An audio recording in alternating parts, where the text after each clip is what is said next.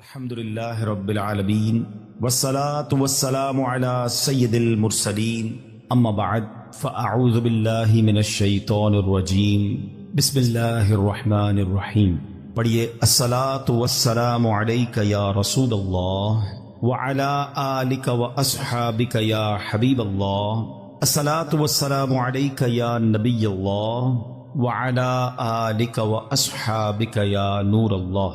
تہجد فرض نمازوں کے بعد سب سے افضل نماز ہے، اور ناظرین یہ خاص دعاؤں کی قبولیت کا وقت ہے۔ اللہ اکبر، تہجد پڑھ کے جو دعا مانگنے کا مزہ آتا ہے، اور اللہ کرے ہم ایسی دعائیں مانگنے والے بن جائیں کہ میں جانوں میرا رب جائے۔ اللہ اکیلے میں جا نماز بچھائیں، رات کا پہر ہو، ہاتھ اٹھیں اور آنسو بہیں، یقین کریے وہ وقت ہے آپ جو مانگیں گے عطا کیا اللہ۔ اور نبی پاک بھی رات کو اٹھ کر دعائیں مانگتے گر گئے۔ اگر آپ بھی چاہتے ہیں نا آپ کی دعائیں قبول ہو، کئی لوگ کہتے ہیں، ملتے بھی ہیں، حضرت دعا قبول نہیں ہوتی، کعبے کے سامنے بھی دعا کی ہم نے، مدینے میں بھی دعا کی، فلاں جگہ بھی دعا کرائی، دعا قبول نہیں ہوتی۔ چیک کیجئے روزی حلال ہے یا حرام ہے۔ میں آج آپ کو ایک ایسی روایت سنانے جا رہا ہوں کہ جب بھی پڑھتے ہیں نا یا اس کو سنتے ہیں، کہتے ہیں وہ رونگٹے کھڑے ہو جاتے ہیں۔ یہ تورات شریف میں روایت ہے، اللہ پاک ارشاد فرماتا ہے، اے میرے بندے کیا تجھے مجھ سے حیا نہیں آتی کہ تو راستے میں چل رہا ہوتا ہے، تیرے پاس اپنے کسی بھائی کا خط آتا ہے تو تو راستے سے ہٹ جاتا ہے، بیٹھ کر اس کے ایک ایک حرف کو غور سے پڑھتا، یہاں تک کہ اس کا کوئی لفظ نہیں چھوڑتا، جبکہ میری کتاب میں نے تیری طرف نازل کی، دیکھ اس میں تیرے لیے کتنی تفصیل ہے، میں نے کتنی بار تجھے سمجھایا تاکہ تو اس میں غور کرے، پھر بھی تو اس سے منہ پھیرتا ہے۔ کیا میرا مرتبہ تیرے نزدیک تیرے بھائیوں سے بھی کم ہے؟ اب آج کے دور میں ذرا سمجھیے گا، آس پڑھ رہے ہو، ابھی مسجد میں ہمارے موبائل پر میسج آیا، میسج آنے کی ٹیون ہے، بیل بجے، واٹس ایپ آیا، پتہ چل گیا ہے، اب دل میں خیال آنا شروع ہوگا، پتہ نہیں کس کا ہوگا، کیا لکھا ہوگا، کیا پیغام ہوگا، جلدی سے موبائل نکالو، چیک کرو، مس نہ ہو جائے، کال آئی ہے فوراً دیکھیں گے کس کی آئی ہے، غور کیجئے۔ اللہ فرمانا کتنی حقیقت بات ہے کہ ہم مسجد میں، نماز میں، سفر میں، ٹریول میں میسج آئے چھوڑتے نہیں۔ یہی تو بات تورات میں فرمائی نا کہ تیرے بھائی کا تیرے پاس خط آیا، پیغام آیا تو اس راستے سے رک جاتا ہے، ایک ایک حرف بغور پڑتا ہے، اور میں نے جو تجھ پر کتاب نازل کی تیرے پاس اس کے لیے ٹائم نہیں ہے۔ کتنی ہدایت کی باتیں ہیں، کتنا تجھے اس میں سمجھایا ہے، کتنا تجھے بتایا ہے۔ اگلا جملہ جو آخری جملہ ہے نا وہ ہدایت دیتا ہے کہ رب فرماتا ہے کہ میرا مرتبہ تیرے نزدیک تیرے بھائیوں سے بھی کم ہے، ہماری فیملی سے بھی کم۔ ہمارے پاس اللہ کا مرتبہ ہو گیا معاذ اللہ، فیملی کا میسج مس نہیں کرتے، باس کا میسج مس نہیں کرتے، دوستوں کا میسج مس نہیں کرتے، رات کو آدھی رات کو اٹھ کر بھی موبائل چیک کرتے ہیں۔ قرآن بھی تو میسج ہے نا، اور اللہ کا میسج ہے، راہ نجات ہے، راہ ہدایت ہے، کتنے خزانے ہیں ہمارے لیے۔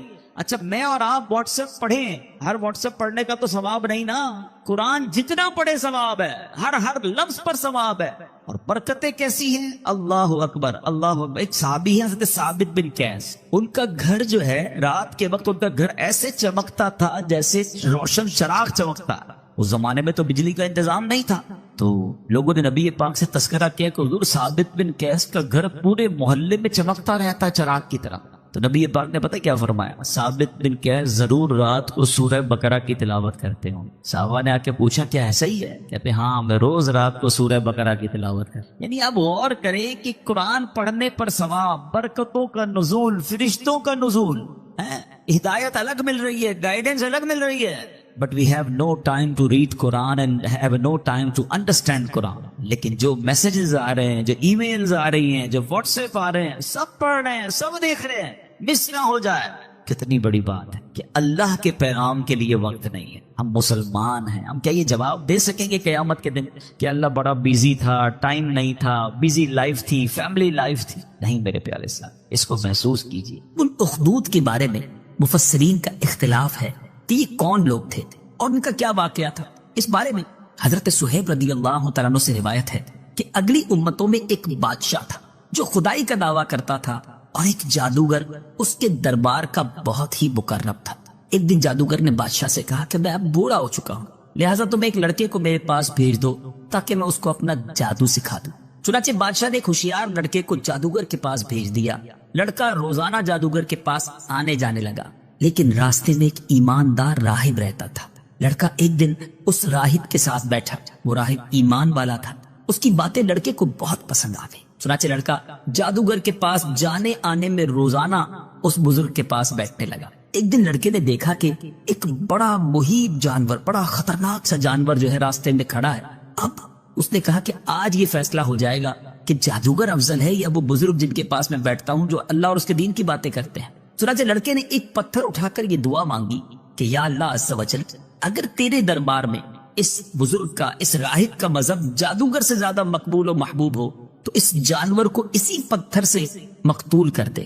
یہ دعا کر کے اس لڑکے نے جب اس اتنے بڑے جانور کو پتھر مارا تو بہت بڑا جانور ایک چھوٹے سے پتھر سے قتل ہو کر مر گیا۔ لوگوں کا راستہ کھل گیا۔ لڑکے نے اس بزرگ کو جا کر یہ پورا واقعہ بیان کیا تو راہب نے کہا کہ اے لڑکے، خدا عز و جل کے دربار میں تیرا مرتبہ بہت بلند ہو گیا ہے، لہٰذا اب تو ان قریب امتحان میں ڈالا جائے گا، اس لیے کسی کو میرا پتہ نہ بتانا اور امتحان کے وقت صبر کرنا۔ اس کے بعد یہ لڑکا اس قدر صاحب کرامت ہو گیا کہ اس کی دعاؤں سے مادرزاد اندھے اور کوڑی شفا پانے لگے۔ رفتہ رفتہ بادشاہ کے دربار میں بھی اس کا چرچا ہونے لگا۔ بادشاہ کا ایک بڑا ہی مقرب ہم نشین تھا جو بادشاہ کا بڑا قریبی ساتھی تھا، وہ اندھا ہو گیا۔ اس لڑکے کے پاس بہت سارے ہدیے، بہت سارے گفٹس، تحائف لے کر آیا اور اپنی بصارت کے لیے دعا کا طالب ہوا کہ دعا کر دے میری آنکھیں آ جائیں۔ تو اب لڑکے نے کہا کہ اگر تو اللہ تبارک و تعالیٰ پر ایمان لے آئے تو میں تیرے لیے دعا کروں گا۔ چنانچہ وہ ایمان لے آیا اور لڑکے نے اس کے لیے دعا کر دی، فوراً ہی وہ آنکھ والا ہو گیا اور بادشاہ کے دربار میں گیا تو بادشاہ نے پوچھا کہ تمہاری آنکھوں میں بصارت کیسے آ گئی، آنکھیں کیسے آ گئی؟ تو اس کے بڑے قریبی ساتھی نے کہا کہ میرے رب نے مجھے بصارت عطا فرمائی ہے۔ بادشاہ غضبناک ہو گیا اور کہنے لگا کہ میرے سوا بھی کوئی تیرا رب ہے؟ تو اس نے کہا ہاں، اللہ تعالیٰ میرا اور تیرا دونوں کا رب ہے۔ تو اب بادشاہ نے اس کو پکڑ لیا، اس کو طرح طرح کی سزائیں دے کر پوچھا کہ یہ باتیں تجھے کس نے بتائی ہیں؟ تو اب اس نے لڑکے کا نام بتا دی۔ پھر بادشاہ نے اس نوجوان کو قید کر کے اس قدر مارا پیٹا کہ اس نے راہب کا نام بتا دیا، اس بزرگ کا نام بتا دیا۔ بادشاہ نے راہب کو گرفتار کیا اور اس کو کہا کہ اپنا عقیدہ چھوڑ دو۔ اس بزرگ نے، اس راہب نے صاف صاف کہہ دیا کہ میں اپنے عقیدے پر آخری دم تک قائم رہوں گا، ایمان سے منہ نہیں موڑوں گا۔ یہ سن کر بادشاہ آگ بگولا ہو گیا، بڑا غصے میں آیا۔ اس نے راہب کے سر پر آرا چلوا کر 2 ٹکڑے کر دی، یعنی اس کو یوں سمجھیے بلیڈ کے ذریعے 2 ٹکڑے کر دیا گیا۔ اس کے بعد بادشاہ نے اپنے مقرب ہم نشین کے سر پر، اپنے بڑے قریبی ساتھی کے اوپر بھی جو اللہ پر ایمان لایا تھا اس بنا پر، اس پر بھی آرا چلوا دیا، اس کے بھی 2 ٹکڑے کروا دیے۔ اب لڑکے کو، اس نوجوان کو سپاہیوں کے سپرد کیا اور حکم دیا کہ اس کو پہاڑ کی چوٹی پر لے جاؤ اور اوپر سے دھکا دے دو۔ اب اس لڑکے کو جب پہاڑ پر لے جایا گیا تو وہاں اس نے دعا مانگی، ایک زلزلہ آیا اور بادشاہ کے سپاہی زلزلے کے جھٹکوں سے ہلاک ہو گئے اور لڑکا سلامتی کے ساتھ پھر بادشاہ کے سامنے آ کر کھڑا ہو گیا۔ پھر بادشاہ نے غیظ و غضب میں بھر کر حکم دیا کہ اس لڑکے کو کشتی پر بٹھا کر سمندر میں لے جاؤ اور سمندر کی گہرائی میں لے جا کر اس کو سمندر میں پھینک دو۔ چنانچہ بادشاہ کے سپاہی اس کو کشتی میں بٹھا کر لے گئے۔ کشتی میں جانے کے بعد اس لڑکے نے پھر دعا مانگی تو اب میرے پیچھے اسلامی بھائیوں، وہ کشتی جو تھی وہ غرق ہو گئی پانی میں، سب سپاہی ہلاک ہو گئے۔ لڑکا پھر صحت و سلامتی کے ساتھ بادشاہ کے سامنے آ کر کھڑا ہو گیا۔ بادشاہ حیران رہ گیا کہ کوئی تدبیر کارگر نہیں ہو رہی، اس کو مارنے میں ہم کامیاب نہیں ہو رہے۔ پھر اسی لڑکے نے بادشاہ سے کہا کہ اگر آپ مجھے واقعی شہید کرنا چاہتے ہیں تو صرف ایک ہی صورت ہے، مجھ کو سولی پر چڑھائیں اور یہ پڑھ کر مجھ پر تیر ماریں، بسم اللہ رب الغلام۔ چنانچہ اسی ترکیب سے بادشاہ نے اس لڑکے کو تیر مار کر شہید کر دیا۔ کہتے ہیں نا، اللہ والوں کی موت بھی نرالی ہوتی ہے۔ یہ منظر دیکھ کر ہزاروں کے مجمع نے بلند آواز سے یہ اعلان کرنا شروع کر دیا کہ ہم اس لڑکے کے رب پر ایمان لائے۔ ایک طرف تو ایمان لانے پر شہید کیا جا رہا ہے، آروں سے چیرا جا رہا ہے، مگر اس موت کو دیکھ کر، اس شان کو دیکھ کر اب ہزاروں کا مجمع رب پر ایمان لے آیا۔ اب بادشاہ غصے میں بوکھرا گیا، اس نے ایک بہت بڑا گڑھا کھدوایا اور اس نے آگ جلوائی۔ جب آگ کے شعلے خوب بلند ہونے لگے تو ایمانداروں کو پکڑ پکڑ کر اس آگ میں اس نے ڈلوانا شروع کر دیا، یہاں تک کہ 77 مومنین، 77 ایمان والوں کو آگ میں جلا ڈالا گیا۔ آخر میں ایک ایمان والی عورت کو لایا گیا جس کے ہاتھ میں بچہ تھا، گود میں بچہ تھا۔ اب جب بادشاہ نے اس کو بھی آگ میں ڈالنے کا حکم دیا تو وہ عورت کچھ گھبرائی، ماں جو ٹھہری، لیکن اس دودھ پیتے بچے نے کہا، اے میری ماں صبر کر، تو حق پر ہے۔ بچے کی آواز سن کر اس ماں کا جذبہ ایمانی بیدار ہو گیا اور وہ مطمئن ہو گئی۔ پھر ظالم بادشاہ نے اس مومنہ کو اس کے بچے کے ساتھ آگ میں پھینک دیا۔ اے میرے میٹھے اسلام بھائی، واقعہ تو بھی آگے بیان کرنا ہے، مگر کیا درس ہے، کیا واقعہ ہے۔ ہم تو گھر بیٹھے مومن بنے، ہمارے ماں باپ مسلمان تھے، ہمارے کانوں نے پہلی آواز اللہ اکبر کی سنی۔ ایسا بھی دور آیا اس دنیا میں کہ کلمہ پڑھنے والوں کو کاٹا گیا، کلمہ پڑھنے والوں کو جلا دیا گیا۔ ہم اپنے ایمان کی کب قدر کریں گے؟ اللہ کی اس نعمت کا کب شکر ادا کریں گے؟ اور کب اپنے اس ایمان کی سلامتی کی فکر کریں گے؟ اے میرے میٹھے اسلامی بھائیو، ہم بڑے خوش نصیب ہیں جنہیں ایمان ملا ہے۔ نبی پاک علیہ الصلوۃ والسلام کی امت میں ہمیں شامل کیا گیا ہے۔ اللہ کا اس نعمت پر خوب شکر بھی ادا کیجیے، اور اسی کے شکرانے میں رب کی نافرمانی سے بچیے۔ جس کریم نے ہمیں اتنی آسانی سے ایمان عطا کیا ہے، ہمیں اس کریم کی نافرمانی نہیں کرنی چاہیے۔ آگے چلتے اس واقعے میں کہ بادشاہ اور اس کے ساتھی جو تھے اس گڑھے کے کنارے مومنین کے آگ میں جلنے کا منظر کرسیوں پر بیٹھ کر دیکھ رہے تھے اور اپنی کامیابیوں پر خوشی منا رہے، کہہ لگا رہے تھے۔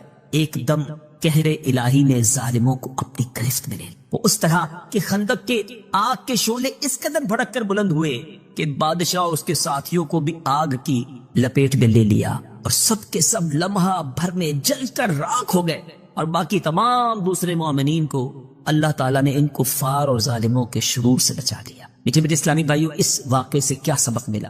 عموماً خدا کی طرف سے امتحان ہوا کرتا ہے، اور بوقت امتحان مومنین کو بلاؤں اور مصیبتوں پر صابر و شاکر رہنا ہی ان کے امتحان کی کامیابی ہوتا ہے۔ یہ بھی معلوم ہوا کہ ایمان کامل کی نشانی یہی ہے کہ راہ خدا میں جو مشکلات آئیں، جو پریشانی آئے، ان مصیبتوں اور تکلیفوں سے گھبرا کر کبھی تذبذب میں، ہیزیٹیشن میں مبتلا نہیں ہوتے، بلکہ مومن خواہ پھولوں کے ہار کے نیچے ہو یا تلوار کے وار کے نیچے ہو، پانی میں غرق کیا جائے یا آگ کے شعلوں میں جلایا جائے، ہر حال میں بہر صورت وہ اپنے ایمان پر استقامت و استقلال کے ساتھ پہاڑ کی طرح قائم رہتا ہے، اور اس کا خاتمہ ایمان پر ہی ہوتا ہے۔ یہ وہ سعادت عظمیٰ ہے جس کو نصیب ہو جائے اس کی خوش بختیوں کی معراج ہو جاتی ہے، اور وہ خدا عز و جل اور اس کے رسول علیہ الصلوۃ والسلام کی بارگاہ میں وہ قرب حاصل کر لیتا ہے کہ آسمانوں کے فرشتے اس کے اعلیٰ مراتب کی سر بلندیوں کے مداح اور ثناخواں بن جاتے ہیں۔ اللہ مجھے بھی آپ کو بھی جوش ایمانی نصیب فرمائے، ایمان کی قدر کرنا نصیب فرمائے،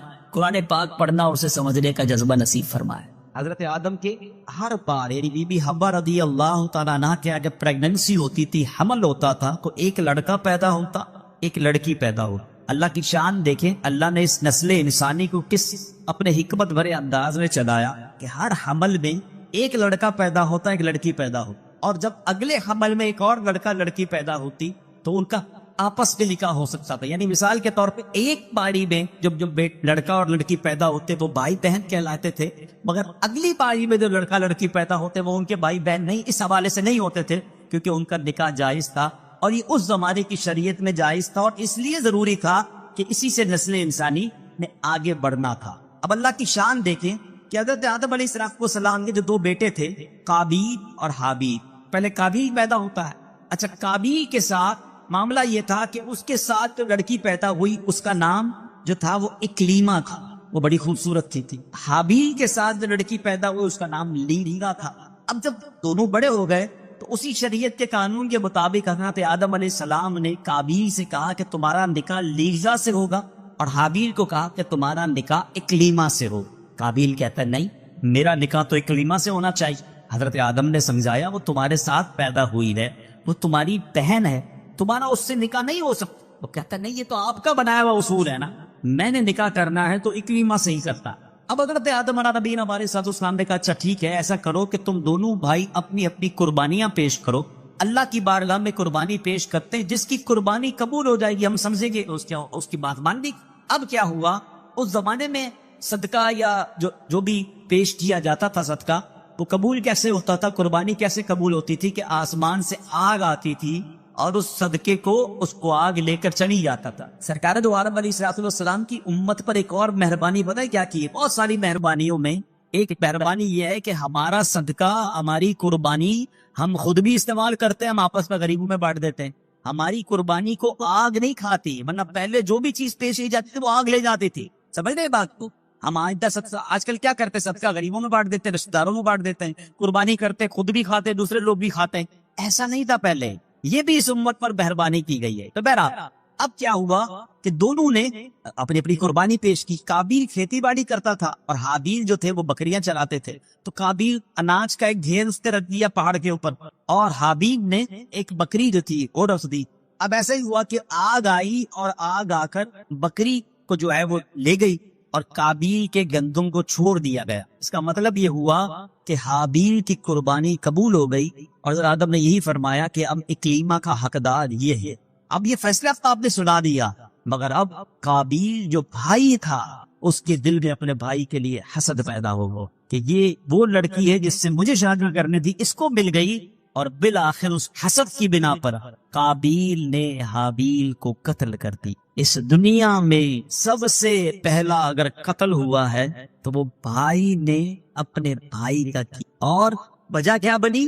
حسد وجہ بن. حسد کیوں ہوا؟ ایک عورت کی وجہ سے. اس سب باتوں کو سمجھنا ہے. ایک بندہ جو ہے مردود ہو گیا تکبر کی وجہ سے، حسد کی وجہ. دوسرا بھائی نے بھائی کو قتل کیا حسد کی وجہ سے اور عورت کی وجہ سے. سمجھنی یہ باتیں کہ یہ کتنے پرانے گناہ ہیں، یہ کتنے بڑے فتنے ہیں جو آج بھی مسلمانوں کے دلوں میں بس رہے ہیں اور مسلمانوں کو اس کی پرواہ نہیں. حدیث پاک کا مضمون ملتا ہے کہ جب تک دنیا میں کوئی بھی قتل ناحق کیا جائے گا اس کا گناہ جو ہے قتل کرنے والے کو تو ملے گا ہی، قاتل کو بھی ملے گا، کیونکہ اس نے یہ طریقہ ایجاد. ایک اور بات سیکھنے کو ملی کہ جو گناہ کا طریقہ ایجاد کرتا گناہ پر لوگوں کو لگا دیتا ہے، لوگوں کو کوئی ایسا راستہ بتاتا ہے جس سے بندہ گناہ کرے. گناہ کرنے والے کو تو وہ گناہ ملتا ہے جس نے یہ راستہ بتایا، جس نے لوگوں کو لگایا. یہ گناہ جاریہ اس کے لیے بھی ہوتا. تو اب کیا ہوا؟ قابیل نے حابیل کو قتل تو کر دیا، مگر جس کو پتا نہیں تھا لاش کو کرنا کیا ہے، اس وقت تک کوئی مرا ہی نہیں تھا. اب تو ہمیں پتا ہے کہ مرنے کے بعد دفنایا جاتا ہے، اس وقت تک تو دنیا میں کوئی مرا ہی نہیں تھا. اب اس نے کیا کیا؟ اپنے بھائی کی لاش کاندھے پر اٹھا کر کئی دنوں تک ڈھونڈتا رہا، کروں کیا اس لاش. تو پھر اللہ کی شان دیکھیں، قرآن پاک میں یہ واقعہ موجود ہے کہ اللہ کریم نے 2 کوے بھیجے، ان کی آپس میں لڑائی ہوئی اور ایک کوے نے دوسرے کوے کو مار دیا. جب وہ مر گیا تو پنجے سے زمین کھود کر اس کوے نے دوسرے کوے کو زمین دبا دیا.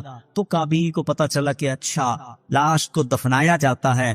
اب اس نے اپنے بھائی کو دفنایا، مگر اس کے چہرے کا نور چھن گیا. وہ بڑی عجیب و غریب آفت میں مبتلا ہوا اور آخرکار وہ بھی دنیا سے چلا گیا. حضرت حمید بن زید رضی اللہ تعالیٰ عنہ، آپ کے والد زید بن عاصم رضی اللہ تعالیٰ عنہ ان 70 بابرکت آدمیوں میں شامل تھے جنہیں بیعت عقبہ ثانیہ کا شرف و اعزاز حاصل ہے. سبحان اللہ. آپ نے ہجرت مدینہ کے بعد جوار رسول صلی اللہ تعالی علیہ وسلم اس طرح زندگی گزاری کہ کسی غزوے میں شرکت اور کسی فرض کی ادائیگی سے کبھی آپ پیچھے نہ رہے. ایک دور ایسا بھی آیا کہ آپ نے جنوبی جزیرہ عرب میں 2 سر پھرے جھوٹوں کو دیکھا جو نبوت کا دعویٰ کرتے تھے اور لوگوں کو گمراہی کی طرف لے جا رہے تھے. ان میں ایک صنعاء میں نمودار ہوا جس کا نام اسود بن کعب انسا تھا، اور دوسرا یمامہ میں منظر عام پر آیا، اس کا نام مسیلمہ کذاب تھا.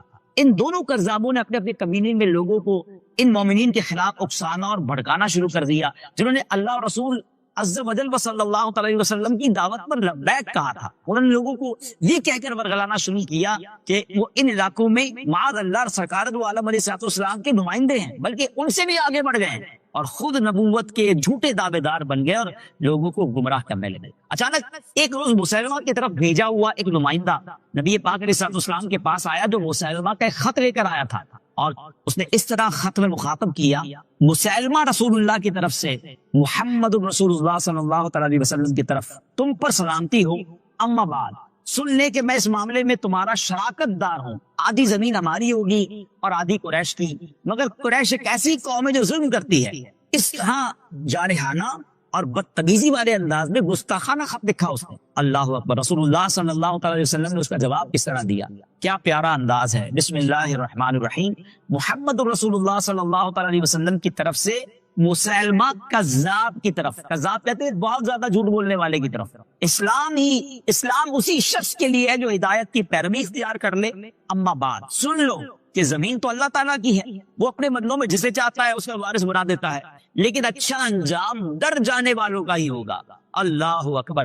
نبی پاک علیہ الصلوۃ والسلام کے یہ الفاظ سفیدہ سحر کی طرح یعنی صبح کی روشنی کی طرح نمودار ہوئے، اور بنو حنیفہ کے کذاب کو رسوا کر کے چھوڑ گئے، جو وہ نبوت کو بادشاہ سمجھ رہا تھا کہ آدھی آدھی رعایا کا مطالبہ کرے، اور نبی پاک علیہ الصلوۃ والسلام نے کیا خوبصورت جواب دیا کہ زمین تو ساری اللہ کی ہے، بادشاہت اور نبوت یعنی ایسا تو نہیں کہ نبی بنے گا وہ بادشاہ بھی بنے گا اور اس کی نام کوئی اس کی ٹیرٹری ہوگی۔ سارے آقا علیہ الصلوۃ والسلام تو اللہ کی رضا کے لیے کام کر رہے تھے۔ اب جب اس تک یہ پیغام پہنچا تو اس کے منہ کی سیاہی بڑھ گئی، اس کی گمراہی میں اور اضافہ ہو گیا۔ اس سے پہلے ہونا تو یہ چاہیے تھا وہ توبہ کر لیتا، اس کی گمراہی میں اور اضافہ ہوا، لوگوں کو مزید گمراہ کرنے لگا۔ اللہ اکبر۔ اب اس نے مومنوں کو دی جانے والی سزاؤں میں بھی اضافہ کیا۔ جو ایمان لاتا تھا نبی پاک کو تو نبی مانتا تھا، اسے معاذ اللہ رسول نہیں مانتا تھا یا نبی نہیں مانتا تھا، وہ سزا دیتا تھا۔ نبی پاک علیہ السلام نے اب جب صورتحال کو دیکھا تو ایک خط لکھنے کا فیصلہ کیا، اور اس کی حماقتوں سے اسے منع کرنا چاہتے تھے۔ اب ایک ایسے شخص کی ضرورت تھی جو یہ خط لے کر جائے، اور یہ بھی تھا کہ جو لے کر جائے گا ہو سکتا ہے اس پر سختیاں بھی ہوں، مگر قربان جائیے حضرت حبیب بن زید رضی اللہ تعالیٰ کی بہادری پر، آپ کی شجاعت پر، اور آپ کی نبی پاک علیہ السلام سے محبت پر، اور عقیدہ ختم نبوت کی حفاظت پر، کہ آپ نے کہا حضور میں یہ سفر کرنے کے لیے تیار ہوں، تو خط لیا اور بڑی تیزی کے ساتھ اس علاقے میں پہنچے، اور جب نبی پاک علیہ السلام کا خط مسلمہ کے حوالے کیا، مسلمہ نے جب وہ خط کھولا تو نور و ضیا جو اس خط سے ضیائیں نکلتی ہیں، اس نے اس کی آنکھیں اندھی کر دی، اور اس کا غرور اور ضلالت جو ہے وہ اور بڑھ گئی۔ مسلمہ کذاب نے اپنی قوم کے ایک روز اکٹھے ہو کر کہا کہ رسول پاک علیہ السلام کے جو پیغام لے کر آئے ہیں حبیب بن زید، ان کو لایا جائے۔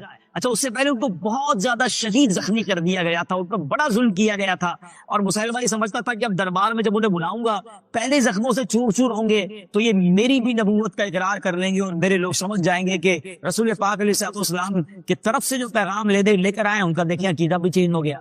تو اب جب حضرت حبیب بن زید کو لایا گیا، اور پہلے وہ بہت زیادہ زخمی تھے، جسم پر نشانات پڑے ہوئے تھے، تو مسلمہ کو بھی امید تھی کہ مجھ پر ایمان لے آئیں گے، تو مسلمہ کذاب نے بڑے کر و فر کے ساتھ کہا کہ تم یہ شہادت دیتے ہو کہ محمد رسول اللہ صلی اللہ علیہ وسلم اللہ کے رسول ہیں؟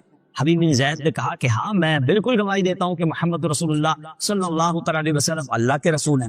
جب یہ سنا تو اس کا چہرہ کا رنگ بدلنے لگا، مگر کہتا کیا تم یہ بھی گواہی دیتے ہو کہ میں بھی اللہ کا رسول ہوں؟